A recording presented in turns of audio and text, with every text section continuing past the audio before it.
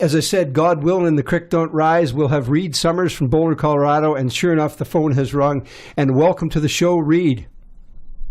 Hello. Well, thank you, Scott. I'm happy to be here. Thank you very much for taking time from your, I know, a very busy schedule and your day job and your career. And so we're going to have ourselves a little bit of a chat.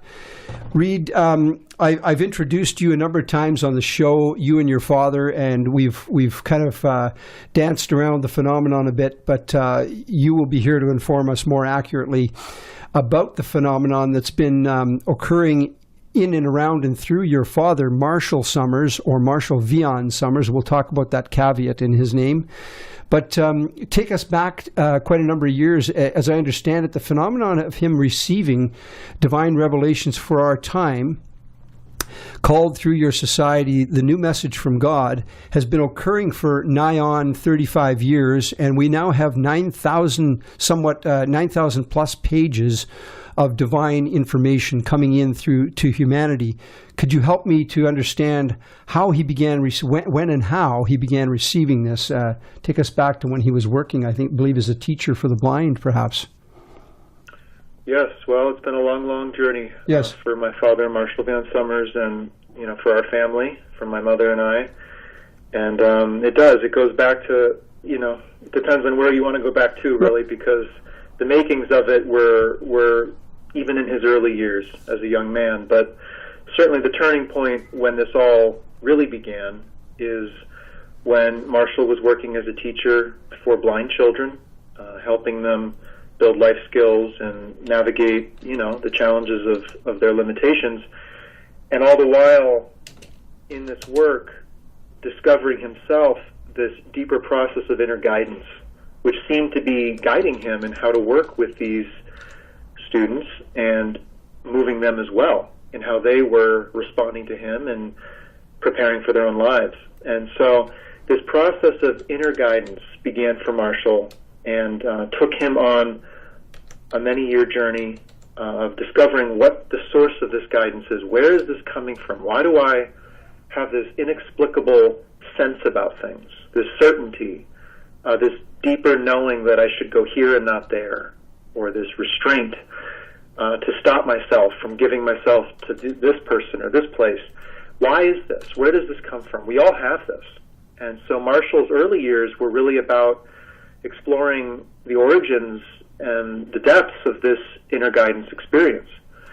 And this inner guidance experience evolved over time for him and ultimately led him to leave his work with the blind and to seek retreat at a very pivotal time in his life, to take retreat in the deserts of the American West, to seek really a face-on encounter with this source of guidance that had been moving in his life for many, many years up to that point. And this face-on encounter, this confrontation, occurred there in the desert, and it was with an angelic presence. And this angelic presence instructed him that he will begin recording a series of messages for the world. Wow. And that series of messages, well, Marshall didn't know what those would be. This wasn't coming from him personally. He wasn't asking for this. This was being given to him, being asked of him by this angelic presence that had been abiding with him for so many years, guiding him in his teaching work, facilitating this inner guidance experience, this deeper knowing for him. And that mandate that he shall record these series of messages were the first stones in the larger landslide of what would become the new message from God, which is a new revelation from the Creator of all life, given to prepare all people in the world for the major challenges and new realities facing the human family as we go forward into the future. Okay, yeah. I mean, wow. There's so new challenges as we go forward. So we are, according to the new message, we are at humanity and Earth are at a critical threshold. So can you talk about why that sounds kind of daunting, and why is it critical, and why are these messages coming through your father now? Reed, please. Sure. Well, the major evolutionary threshold that humanity has hit and that has brought the new message from God into the world and has really swept our family and Marshall into this larger process of bringing this gift of revelation to people everywhere is humanity's emergence and contact with life in the universe, other forms of intelligent life beyond our world. This really is the greatest event in history, taking place quietly, beneath the radar, but felt by probably nearly everyone in the world. This sense of irreversible change, this increase in the amplitude and the rate and pace of change in the world. Really what's happening to drive that is we have made contact with life beyond our world, or that life has made contact with us here in our world, to be clear. And we have begun this historic process of stepping out into a larger universe of life, a step we cannot reverse. It will change everything about society and culture and religion and politics, everything about our world and how human beings identify themselves and relate to one another and what we do here on Earth. So this major evolutionary step is being taken now, but we are largely unaware and unprepared for it. And even those who are aware that contact is underway are not seeing this contact clearly and are in fact making some grave mistakes in how they're viewing it. And it is as a result of all of that that the new message from God has been given. It really does take a larger event in life on this world to precipitate a revelation like this to be imparted to the human family with urgency, because humanity is racing towards this cliff edge, and not enough people are aware of what we're racing towards, let alone are they prepared for it. So Reed, you've already gotten into the meat and potatoes and the very the exciting and daunting section of the new message by entering into the contact area. And so the new message refers to the fact that we are in we are in and always have been living within a greater community here on Earth. Now, what you've just said will be met with, on the one extreme, utter cynicism and maybe even edicts of lunacy, to those who have been actually abducted, have seen craft, have had contact, and so on. How are we to understand whether or not the government, whether or why our governments are withholding information, or even conspiracies of outright secrecy? Yeah, well, for those who are aware of the UFO phenomenon and the other phenomena surrounding it, who have studied that, researched it, read up on it, it becomes pretty apparent that something major is going on. And the deeper you read and the further you look, you start to realize that, no, there is a concerted effort to keep this from public awareness. And there's also a dark side to the nature of the event itself. This is not a beneficial event for people, for human beings. That's what I have come to see when I've looked deeper into it, and I would like to share a little bit of my story getting to this point, so that those listening know Please. who I am, and that it's been quite a journey for me to come to say something like that. That contact is underway, and that there is a dark side to it, and that many, many millions of people are being affected by it, and there is a concerted effort to conceal that reality to the larger populace. So that's a major assertion. I wouldn't expect anyone to simply believe all of that, but for me, it's been a journey coming to know these things, for sure. Well, and we're not inviting belief, simple belief. We're inviting people to look at evidence that is all over our media, our internet, maybe experiences and talking to others, but also to look into the new message. Can you flesh out a little bit more, Reed Summers, for us, the darker aspect to this? Because we do have a notion from our movies and our media that it's, anything from they could be here to enlighten us or give us greater technologies, they're advanced. But there is a very daunting, as I say, side to this, and as you've alluded to. Can you talk about why they're here? Sure. What are they up to? Well, I think to understand, that's a essential question to ask and to understand. And this is where the new message from God is so important, because how could we know what life is like in the universe? How could we know what our neighbors in space are really doing? Not what some esoteric, message from them received by one person says they're doing, but how could we objectively know what they are doing? We couldn't. It's not possible. And that is precisely why the creator of all life, seeing this enormous unmet need on planet Earth, has taken it upon itself to convey and to reveal what life is actually like around us. And what the new message says about what life is like is that we live in a prosaic universe governed by the laws of nature. In many ways, it is similar to life on Earth, only at a much grander scale with much more diverse expressions. But in essence, all beings are driven by the same needs for survival, the same inclination for power and supremacy, the same inclination to defend and protect. And all beings have a need for resources. Okay, that is the universe, or you could call it nature. That is nature. The universe and nature are not separated. They are one thing. And in this natural universe, humanity exists on a beautiful gem of a planet, blessed with a habitable atmosphere, in a habitable zone beyond its star, with water and mineral and all sorts of resources abundant and available. And that you can see clearly by the level of life that exists on this planet that is naturally evolved. This planet is a rare gem in the universe. That's what the new message says.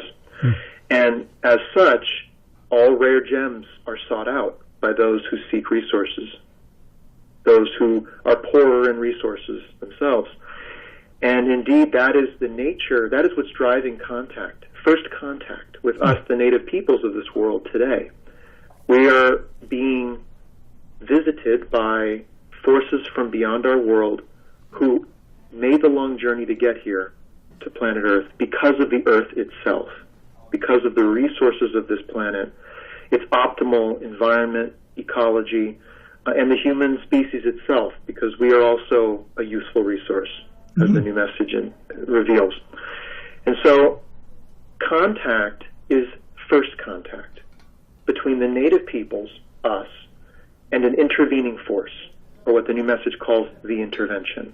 That is the nature of contact happening in the world right now. Now, there are other forms of contact that have occurred deep in history and in prior times that were potentially more exploratory or more neutral in intent. But what we are experiencing now, broadly, is not that. It is an aggressive attempt to gain access to this world and its people. And it makes sense when you understand life in the universe as the new message from God reveals it.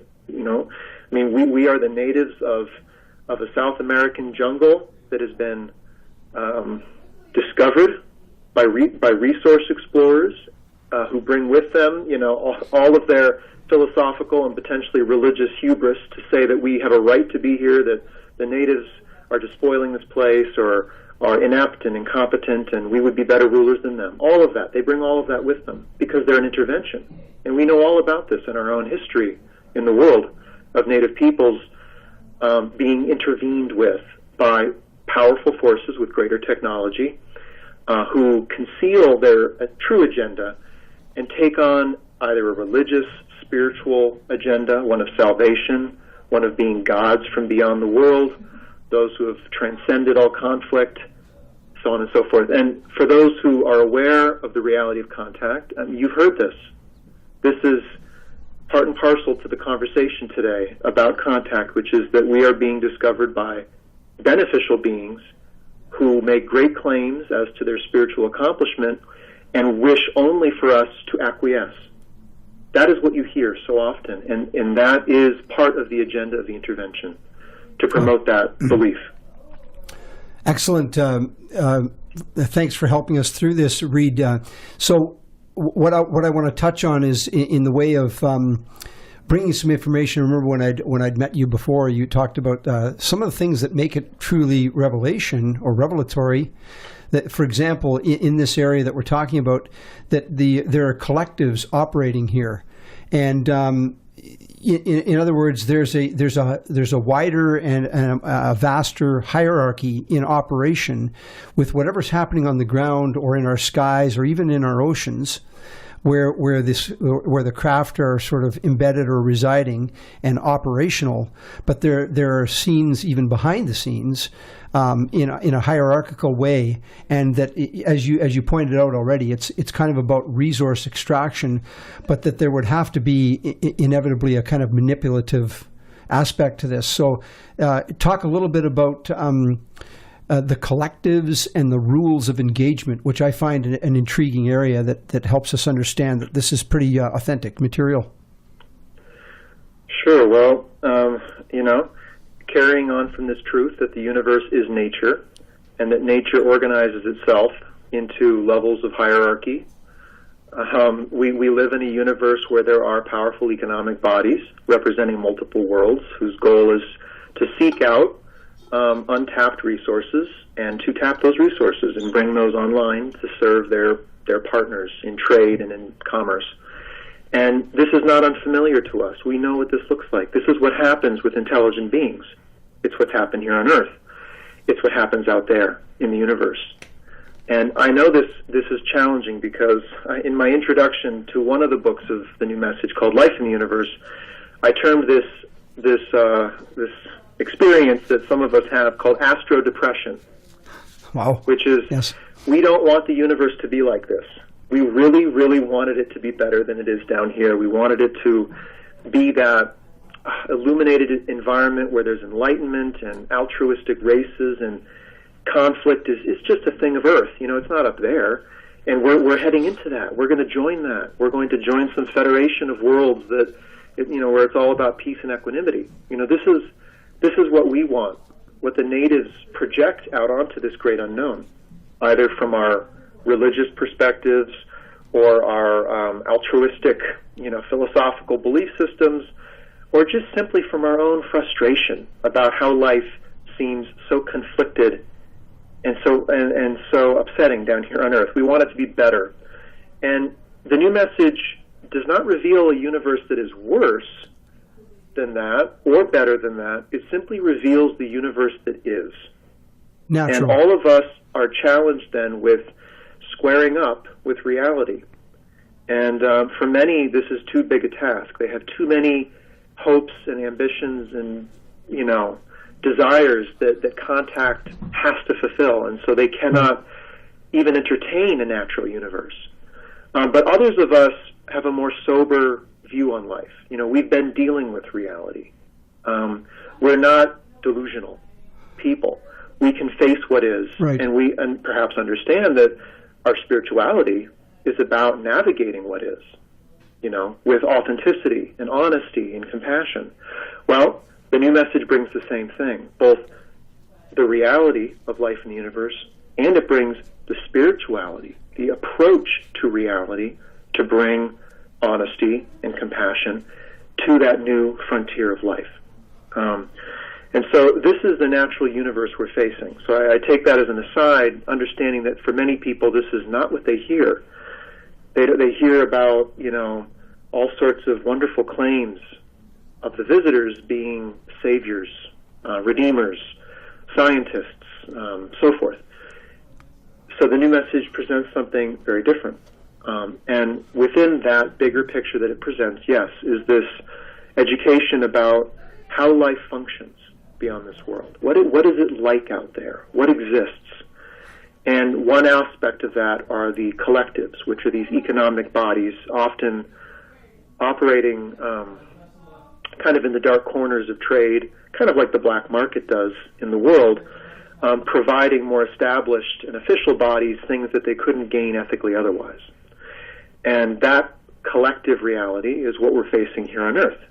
And under the historical analogy, we're facing, the unscrupulous resource explorers, the first few ships from the most desperate nations of Europe to make it across the Atlantic, and they don't care about the natives. They're not here to teach love and light. They've not experienced it themselves.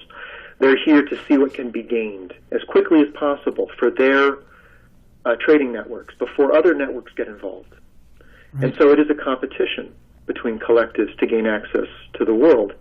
And that's partly why we see such a proliferation of channeled messages and messages that seem to come from this race or that race, or this race from this star system or this group of stars, with all these competing narratives about federations, about alliances, about ancient aliens, and that some other race fathered the human race, owned this planet before us. All just it's become a marketplace. It really does, and it's not natural that there be so many varied and bizarre and really irrational and unbelievable accounts of who's here, why they're here, what they want, and what we need to do. It's become a marketplace with players in the marketplace. And that's what you see at UFO conferences. That's what you see on YouTube. You see this vying for public awareness about the meaning of contact and what we should do and how it links up with our spirituality, which, in all honesty, is much similar to what you might hear me talking about, right? And so it's difficult to discern the wheat from the chaff here. There is a diamond in the rough, and the rough has been polluted so much with so many skewed accounts, which really represent a darker agenda, unrevealed, that it's difficult to discern the real message when it comes along. Right.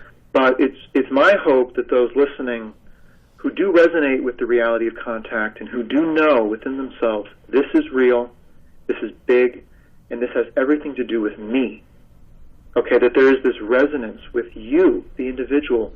I hope that you will look into the work of Marshall Summers, and the new message from God, because to me, and I can say this to a greater degree than anyone else potentially, having witnessed the entirety almost of my father's life receiving this message, this is authentic.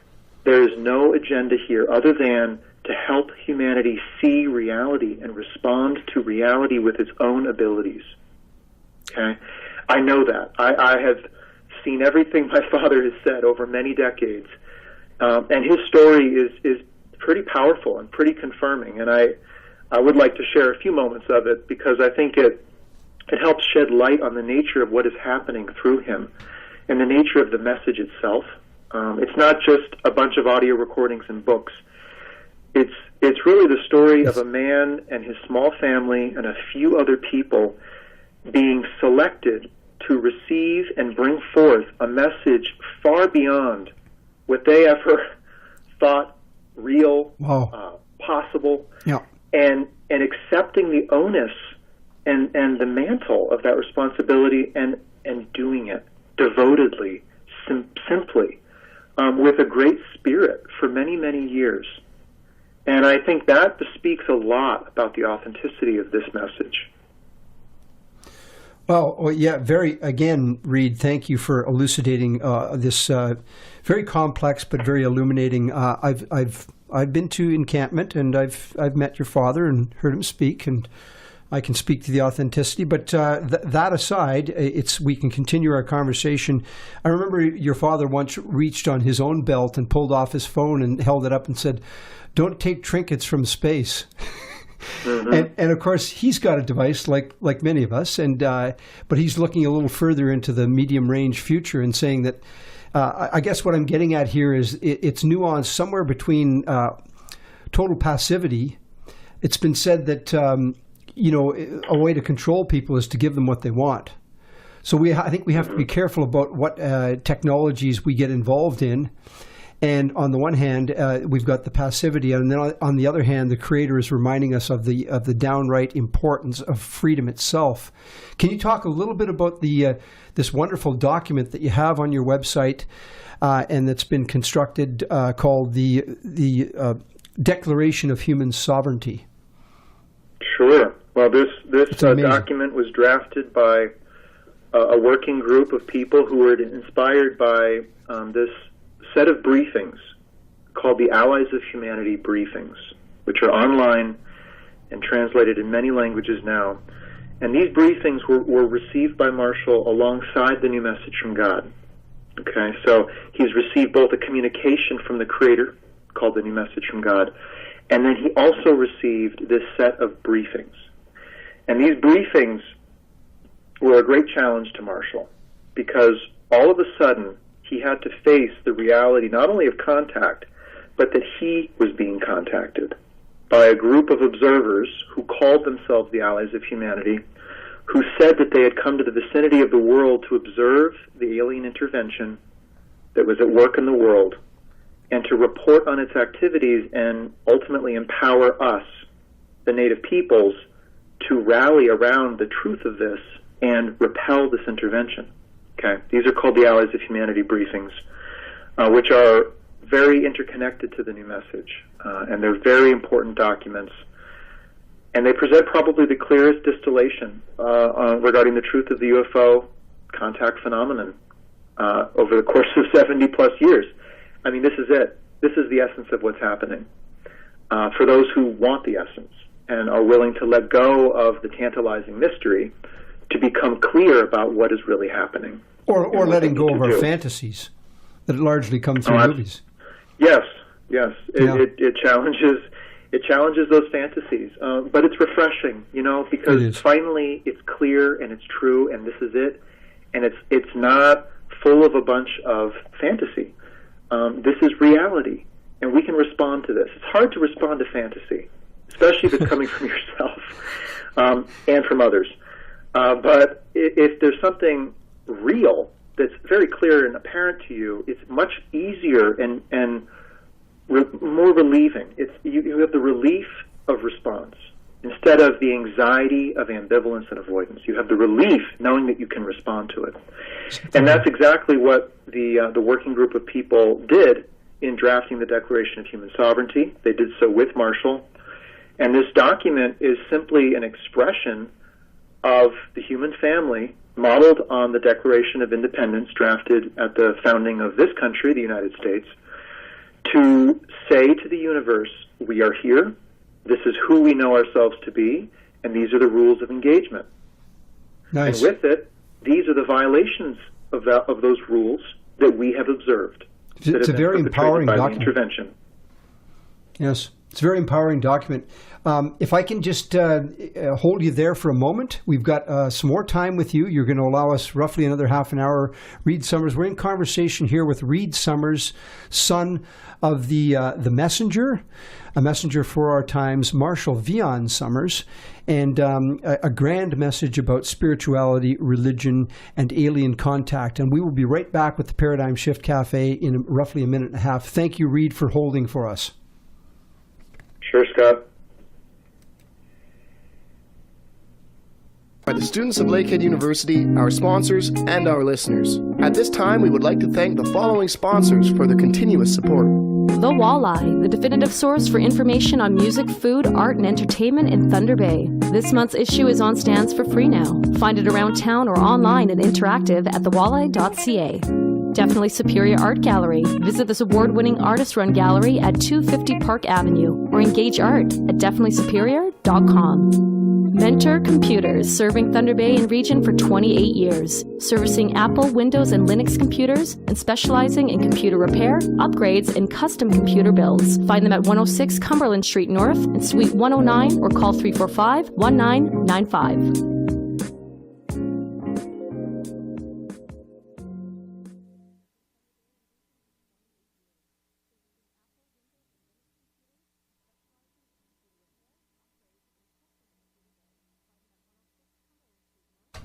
All right, we are back with the Paradigm Shift Cafe. I'm your host, the Wiley Koyote, and I've got Reed Summers from Boulder, Colorado.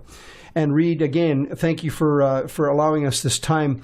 Now, we also have the Declaration of Human Sovereignty. I encourage people to look at it. It's a very empowering document, as you said, because it outlines our rules of engagement. It says, no, we are the humans, we are the stewards of the planet, and we will not tolerate any manipulation of biogenetic material and so on and so forth. I read it every once in a while just to give myself a little revolutionary boost.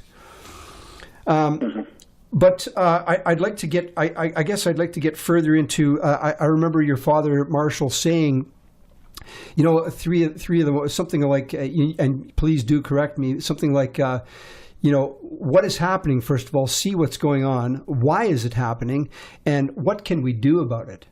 And so I'll open up a big window here for you to talk about the very empowering material that is the spirituality of all this, which is really divine revelation, and steps to knowledge, and what is this mysterious knowledge with a capital K, and how can we become attuned to it and therefore not as susceptible to what the new message calls the mental environment, which you alluded to earlier about channelings and so on. Sure. Well, I'll start by just saying that all of this represents a completely new reality. Okay, so there's a lot of new ideas here.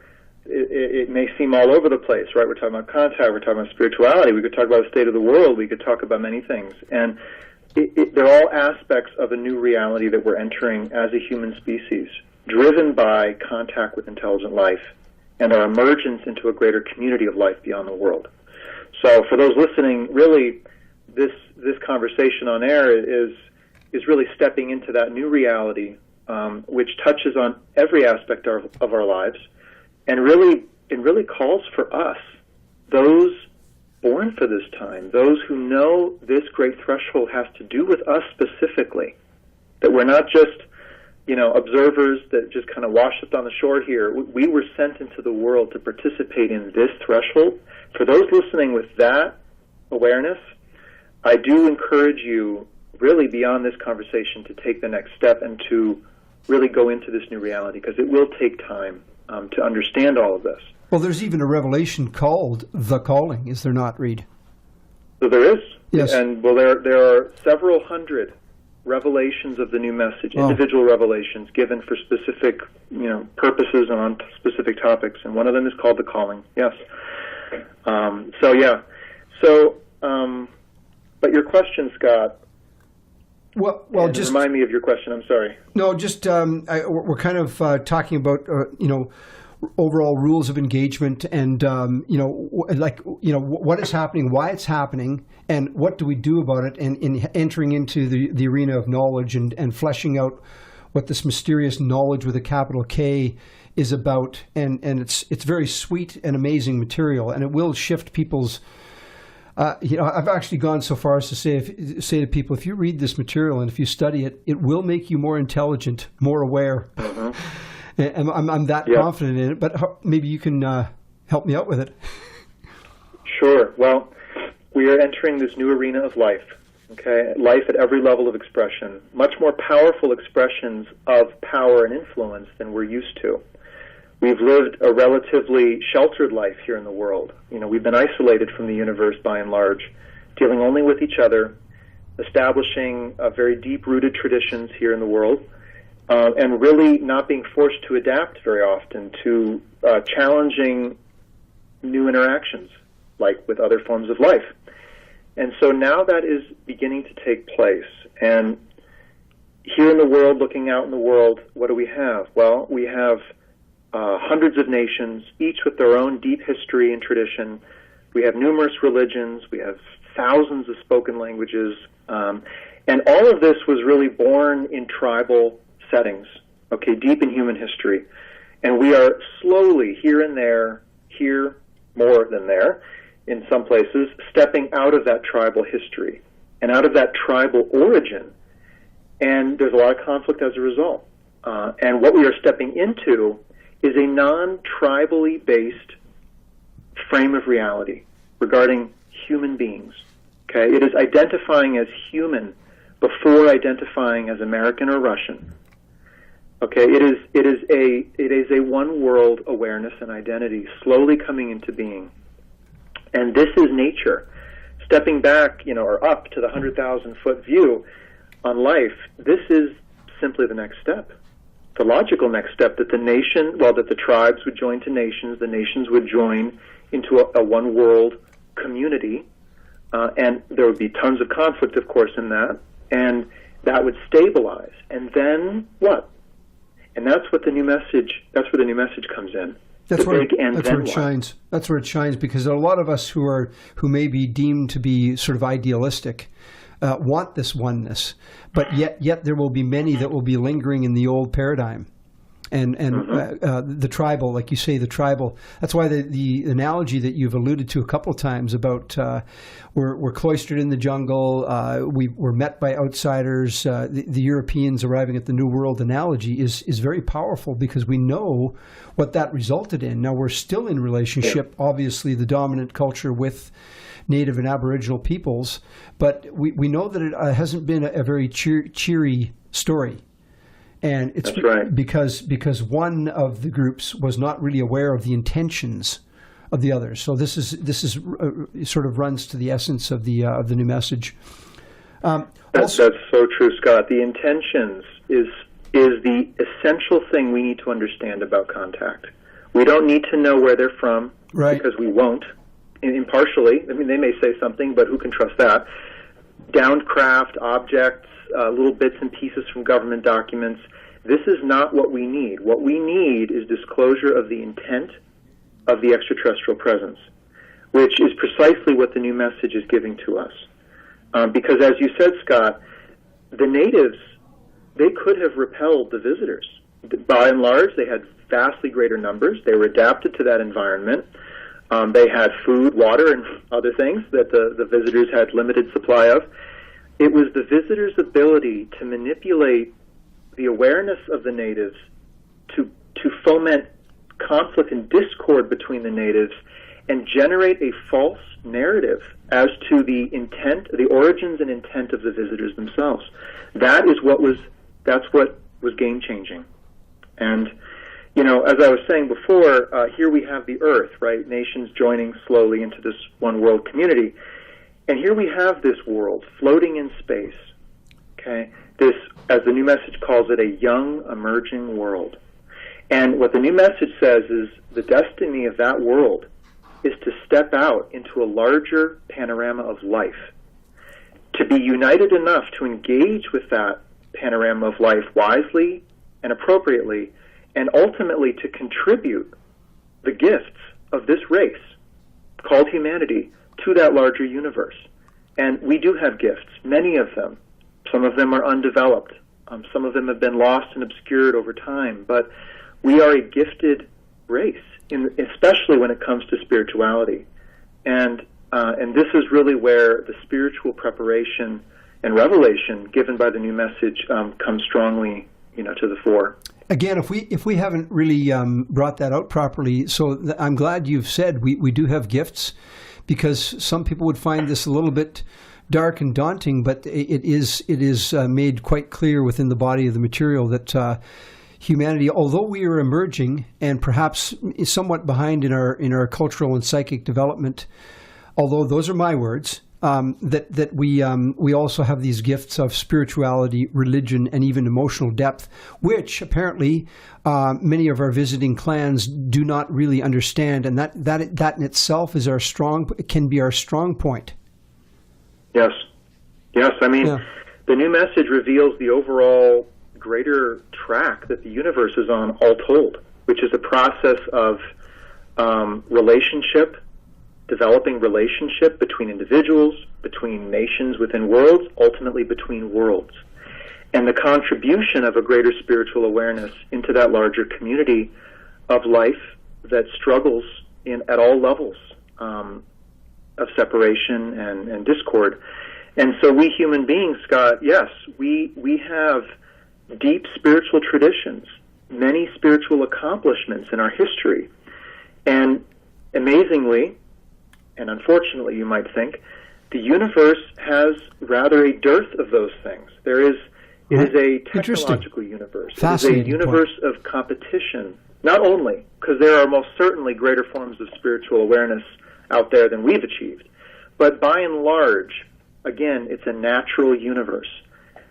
And the purpose that we hold, both individually but ultimately as a human species. And this is what the new message reveals. This is it kind of lighting up the next stage of the road for this race, is that you are meant to become one world. Right. And you are meant to contribute the gifts of your world to other worlds. Now, that's going to be a huge, multi-generational project, right? And to get there, you have to survive. You have to pass through the prosaic natural universe. You have to circumvent the many environmental calamities created here on Earth, largely in a state of tribal awareness or overall ignorance about our one world existence and our existence in a greater community. All these problems that we're dealing with in the world, many of them were created in a state of mind that was inherently group, tribe, tribally based in deep history, based on outdated belief systems, none of which accounted for the greater community. Yeah, so this is really is a growing up and a maturation and an evolutionary point for humanity. Yes. So, and the real question here, Scott, for me, is who's up for this? Right. Who's on the team? Who listening right now, or who down the road who may learn of all this, who is going to be a part of this and is going to take their responsibility and take on both the challenge of stepping into this as a forerunner for the race, as one of the first to do so, but also one who will gain the great benefit of being one of the first to do so, which is, what that is freedom. Freedom from the outdated script of culture and religion and family. Freedom from an unfulfilling life. Freedom from exhausting yourself trying to be something you're not. You know, the freedom to be what you are, which was a being, a greater being sent into this world to contribute to the world at this exact threshold in its emergence and evolution. And you're here. So it's both a challenge and an opportunity, but the question comes down, who will hear this message and know they must do this? Who will stand with the messenger? The gift of preparation that they will need in order to approach it. So the messenger. So who will stand with the messenger? And Marshall and the message have said that even reading and becoming aware of the message and authentically receiving it is walking with the messenger, so to speak, which in itself, walking with the messenger is another revelation.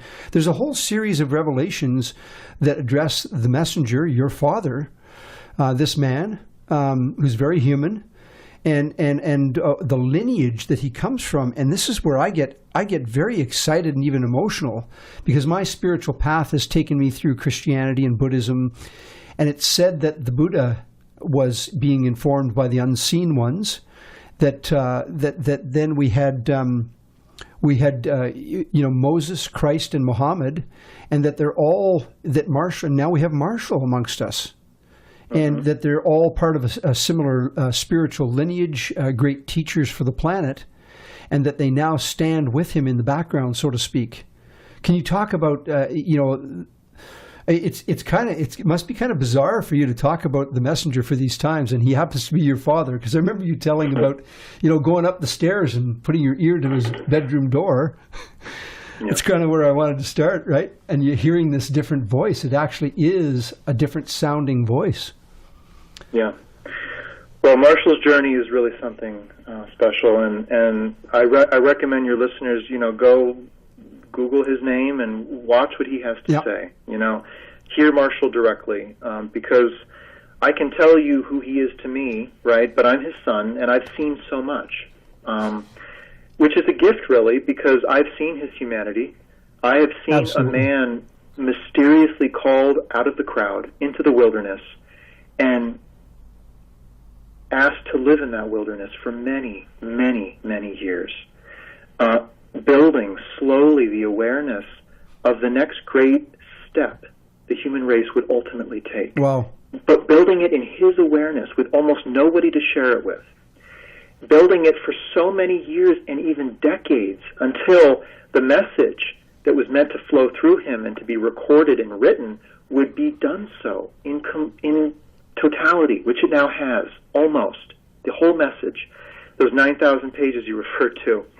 And to see this man struggle with that challenge as a human being, and to to step out there with all his heart and soul and try to reach people with something so future, so beyond the concerns of most people, that only a very few could respond. And then to go forward with them for some years until more could be reached and more. And then now, that's where we are right now. Yeah. More being reached right now. And so I've seen this man struggle for these 35, let me see, I'm 35, so I could say 35 years. And go through all the stages of what this revelation would require of him, and yet also see, like flickering through his presence, something greater, which was one who represents the angelic presence beyond the world, right, who came here to receive their message and render it faithfully to the human family. And I see that too. Yeah. And that's what the messenger means. That's what the messenger is, one not only who has brought or received the message, but they come from the source of the message. And the source of the message is this angelic presence that watches over the world and has for millennia, since humanity began, and that watches over life in the universe. This is the great spiritual level of existence beyond the physical, visible, manifest. And it makes total sense that they would send one of their own into the world to receive something this new and this challenging, and to faithfully hold it and steward it for decades, so that you, listening today, could receive the pure message. You can go online and Google Steps to Knowledge, which is the hub of the wheel, the central book of the new message from God, and you can hit download, and what you get is the steps to knowledge that were spoken to Marshall many decades ago, back in 1989, in a little humble house in upstate New York. That's what you receive. Yeah, so he actually, I think having Marshall in the world right now is something very important. And for those who need to meet him, they will know it. They will know they need to meet him. And I urge them to honor that knowing, because what Marshall is a representative of a higher order who sees humanity with perfect clarity and love and wants to bring humanity forward safely. He represents the first forerunner of this awareness in the world, one of the greater community, of knowledge, of the great waves of change, all of it. And he represents the first student of the new message ever. So he at many levels, he represents this higher order. He has been shouldering the reality of being the forerunner for many years alone, largely. He is the first student of it. He is the first teacher of it. He is the man who literally received it, meaning it came through his voice in a state of revelation. So we have all of this in the world while Marshall's in the world. And that's why I do urge people to go see him for yourself, because I think the rendezvous could be important. Yeah, and the new message does refer to it as a sacred rendezvous. If you happen to be in the world when the messenger, Marshall, your father, is in the world, then go visit him and go to encampment. We'll talk a little bit more about that. We have opportunities to be down in Boulder, Colorado. I think this one this October is probably already booked at this point, but there are No, I hear there's well, it is booked, but I hear that no matter what, if someone needs to be there, they can be there. Okay, well, that's you hear. So if you're hearing that, you're kind of on the ground level there.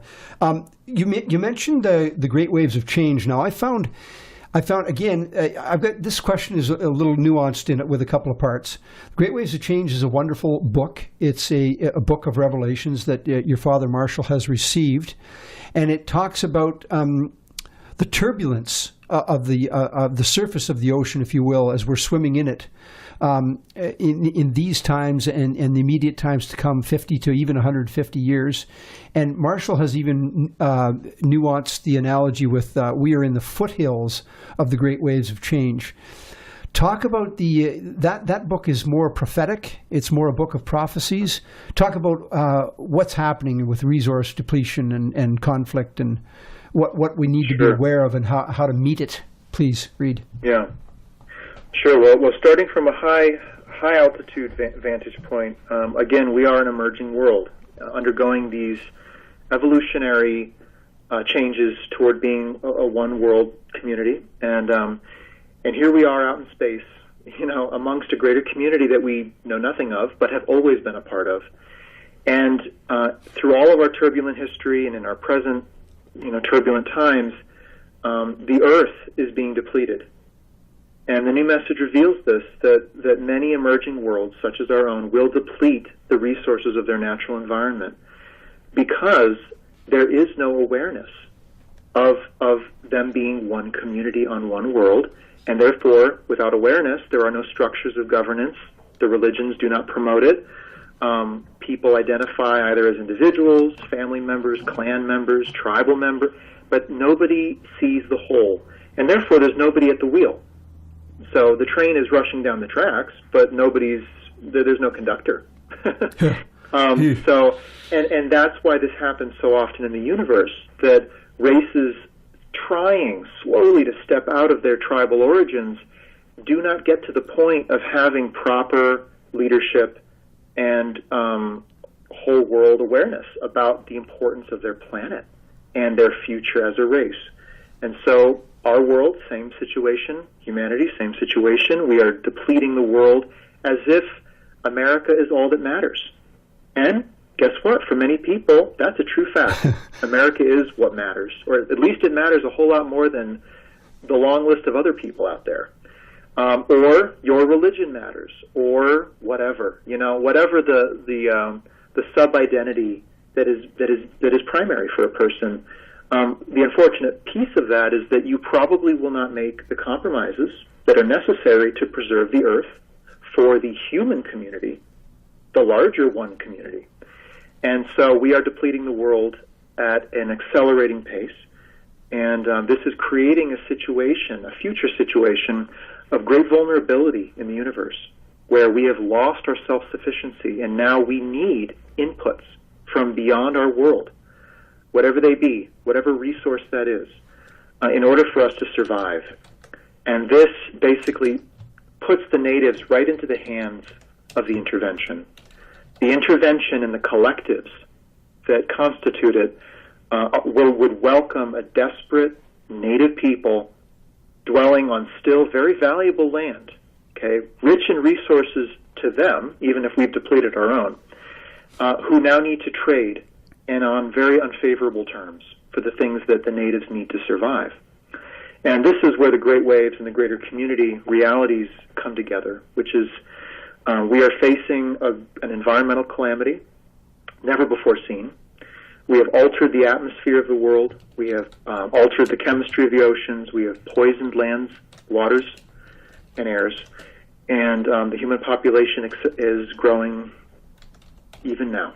And steps are not being taken commensurate with the time frame possible to mitigate these in such a way that there won't be great pain, suffering, and death in the world as a result. So this is the on-Earth situation. We have generated these great waves. The intervention is not poisoning our airs. They are not heating up our climate. That would be us. Right. That's on us. I'm glad you've made that point. Yeah. Some things there. Yes. Yeah. So again, to the mental environment for a moment, both the incoming mental environment that is causing some of the turbulence in our present world. People are feeling anything from anxieties to depressions to even political chaos. So speak a bit, Reed, to how taking, say, the steps to knowledge or investigating that material can abrogate the untoward forces that may be in our overall mental environment, and creating your own mental environment. Well, if we stop and ask ourselves, why are people doing what they're doing? Especially the more dangerous things, the more conflict-oriented things. Why is this happening? Well, people are afraid because the world is changing. And they do not understand the change, but they feel it. And they are being impacted directly by it. They are losing their jobs. They are being forced from their homes. There are mass migrations. There are economies shifting. Outsourcing of jobs to other continents. Major shifts that are hurting people, and they don't know why this is happening. And so there's a great amount of fear and anxiety and blame and scapegoating, which kind of makes sense if a lot of people are being hurt and they don't know why.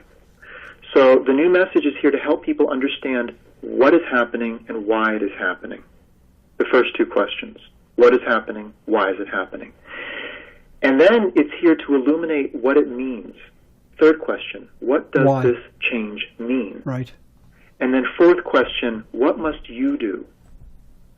All four questions are being revealed in the new message to help people navigate this so that they do not become a political combatant or a foot soldier for some dangerous movement or vigilante group or insurgency army somewhere in the world. The new message is here to help people to first to understand, and then second to prepare. And preparation in the new message means finding the power of knowledge within you. And knowledge means the spiritual mind that you possess.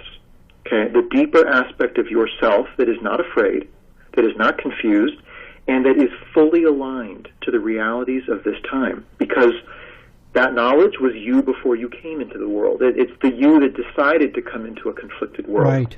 So it's not conflicted. And so when you look out on the world, people do not have access to knowledge. They are not responding at the level of knowledge. They are responding at the level of their socially, culturally, or religiously conditioned mind. And as such, how could there not be tremendous conflict? It's a given. And so the new message says what the world needs is the great endowment of knowledge within each individual. And that is what will impact choices that people make, the millions of decisions that are made daily. That will help inspire the level of compromises that will have to be made by all people to say, I can't have what I want. I can't protect only my group. I need to make this compromise on behalf of humanity. See, without knowledge, that's not going to happen on any great level.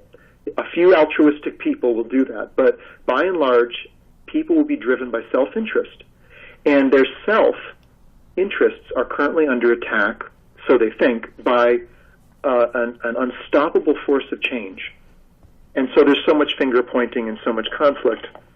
And what people really need is to stop, to not subscribe to some social movement which blames certain minorities, other religions, other political parties for all of the maladies of this time, to realize instead, no, we are in the process of going beyond our tribal past, and we've depleted the world. And there are a lot of people in the world. We're overpopulated. Of course, this is going to be a really hard time. Yes, I get it. I see it now. Yeah. So with that understanding in hand, to then seek the one thing that will both guide you and bring forth from you greater compassion, greater patience, the willingness to sacrifice certain things on behalf of others. And this is knowledge. And so understanding and knowledge, I think this is what the new message is bringing to people. And it's bringing it to them directly, not through an institution or a religious authority.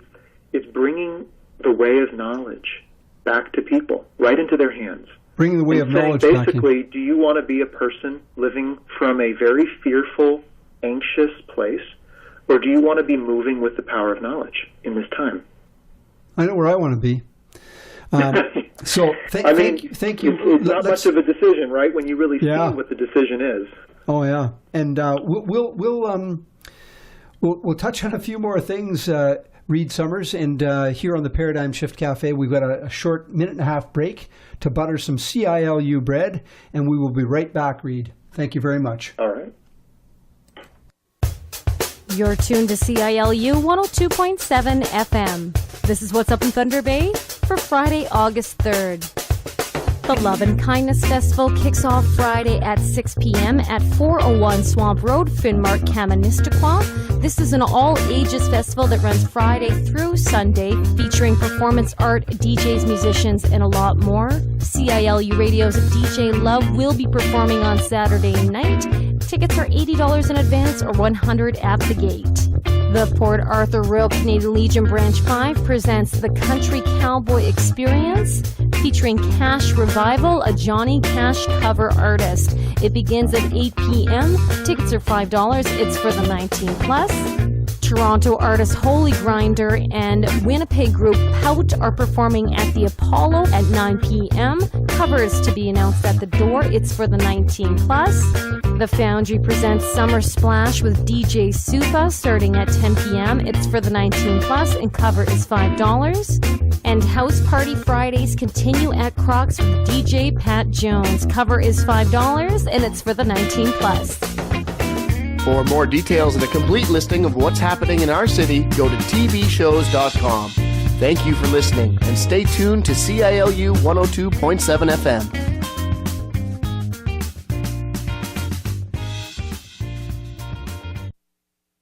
All right, and you are indeed tuned to CILU 102.7 on your FM dial or around the World Wide Web at www.luradio.ca.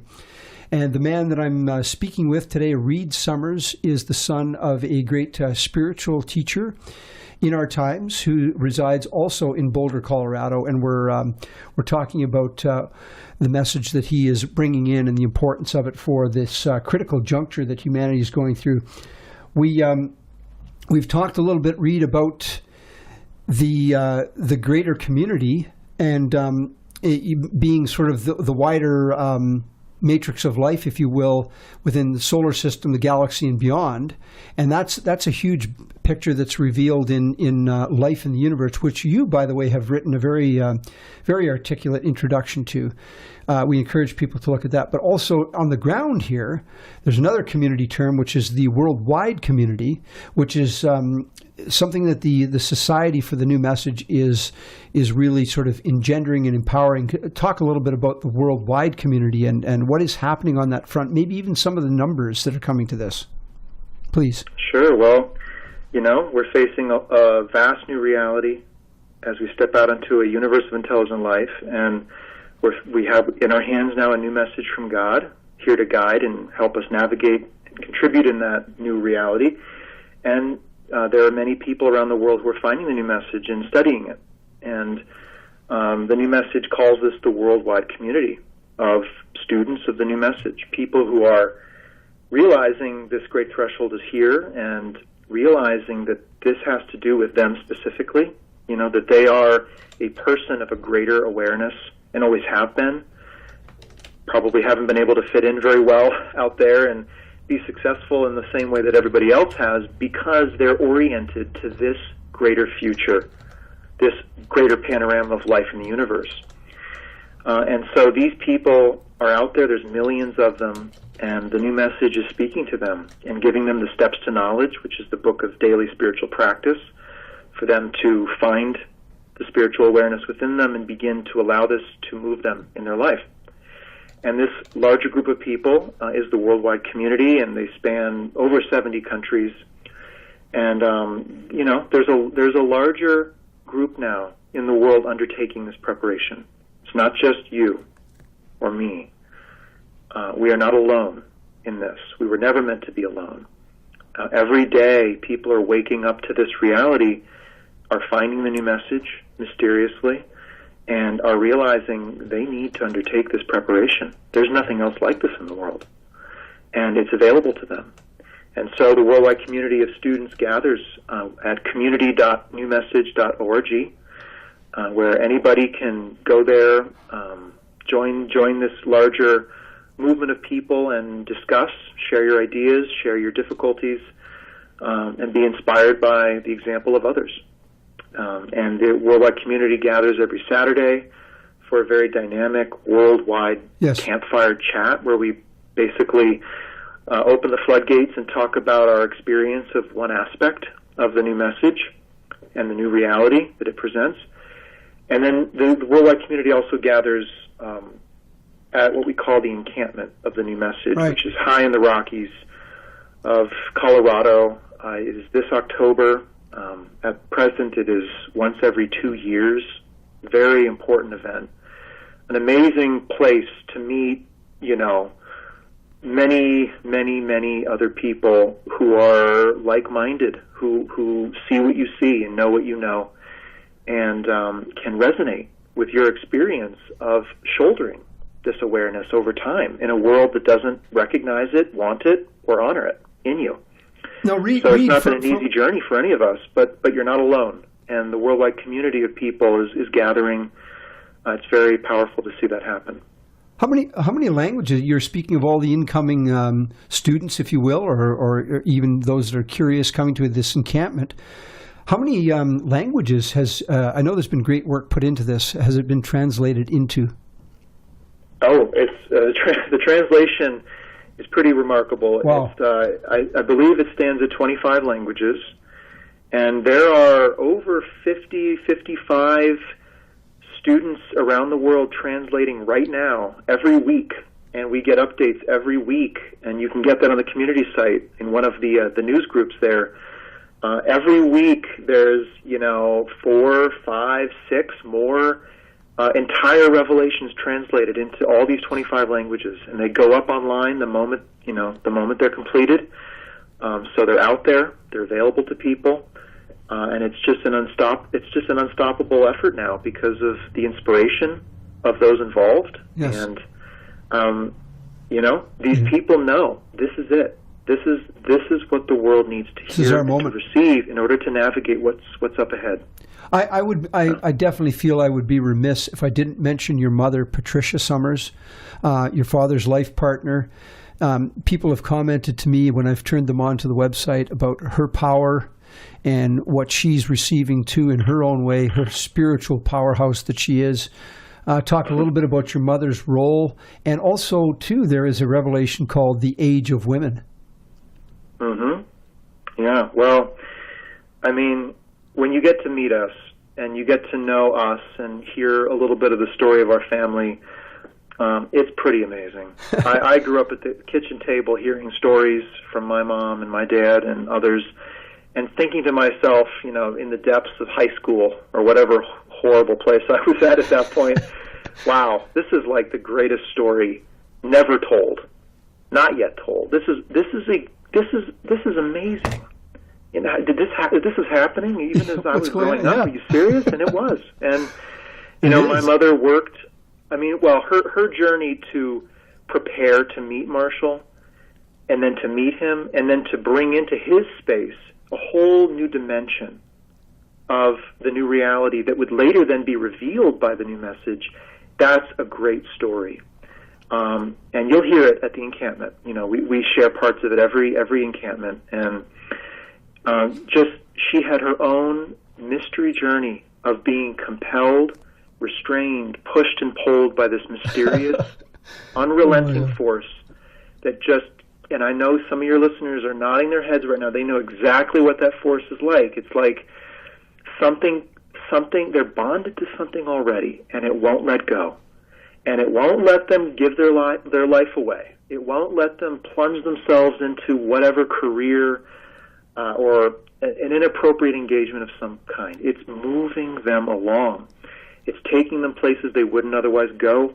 They're having some remarkable encounters in life. And all the while, something is there burning within, telling them, keep going, keep looking. You need to find it. You need the it. You haven't found it yet.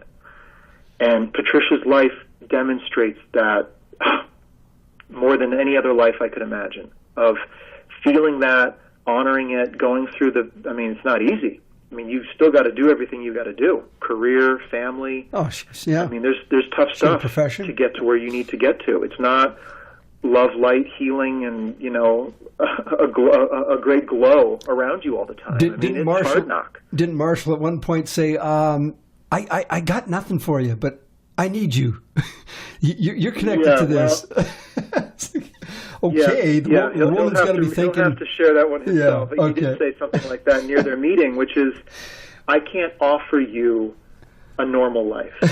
Right. Right, and all that would mean. But what I do offer is the life. Yeah. There you go. But it was not easy. My mother worked as a full-time nurse for decades to support our family, and there were great challenges and trials. It was not easy. It was not sheltered, but it was very real. And all the while, totally. My mother, Patricia, she has this special thing, and it's hard to name it. No, but it's so special, and it is from beyond the world. There you go. It is from beyond the world. It is a gift from beyond, and it is burning within her. And when you meet her, you'll know. You'll know. You too, yeah, you will, and people get a sense of it even online. As you say, go to the YouTubes, Marshall Vian Summers. I would like to mention the Vian. It does mean teacher.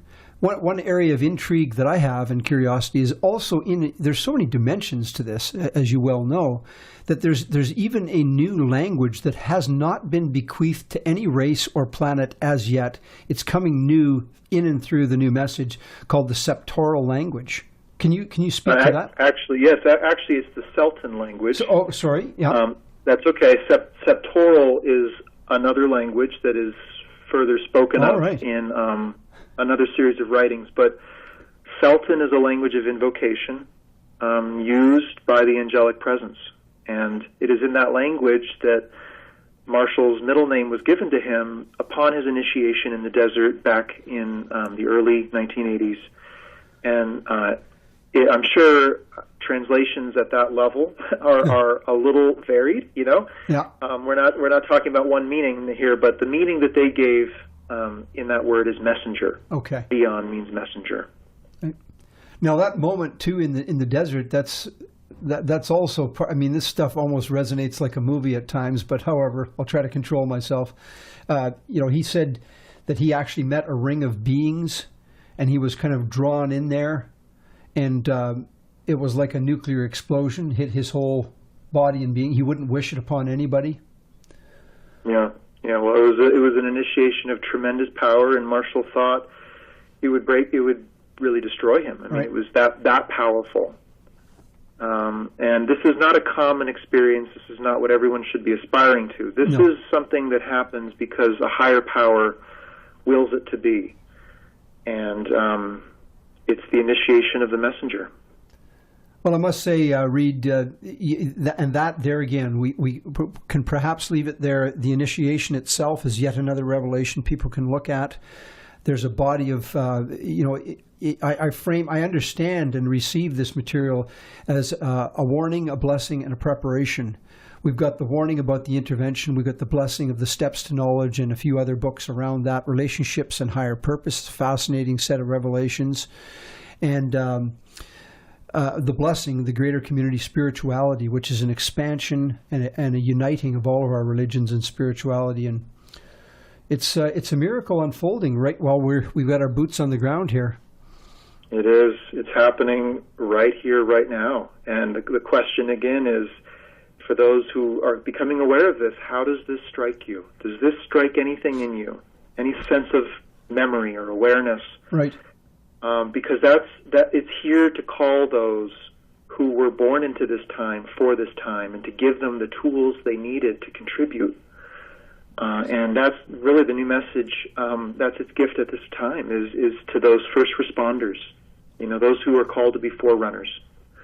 And there's an initiation for them as well. And I do really recommend those listening do go listen to the revelation, the initiation, from the new message from God, because I'll tell you, I remember that one. Yes, I remember the first time I heard it. I'm sure many others do too. But it is the angelic presence from beyond the world speaking directly to you about you. What you have to do here, purpose, meaning, and direction is another thread, right? That is being awakened. I've gone pretty much most of my life until I encountered this. People say, purpose, what are you here for? Lighten up, get back to work. But actually, and all the while thinking, I have a purpose here. I've got a calling that I need to respond to. So, and here we get the big download. That's right. So, I mean, if you're that person who's always known that, who could never put that away, and join the fun, you had a seriousness, a sense of direction. And you've been waiting. You've been waiting for the thing to activate that, to give that to manifest that in your life and give it shape and, context and purpose and next steps, then the new message could be that very thing. Well, Reed Summers, son of Marshall Vion Summers in Boulder, Colorado, www.newmessage.org. Thank you so much for illuminating the landscape for us momentarily with this. And we'll see you soon. We'll have you back on the show, hopefully. And all the best to Marshall and your mother, Patricia. Thank you, Scott. Wonderful to be with you and to have this conversation. Excellent. All the best. We'll be in touch. All right. Very good, sir. Thank you.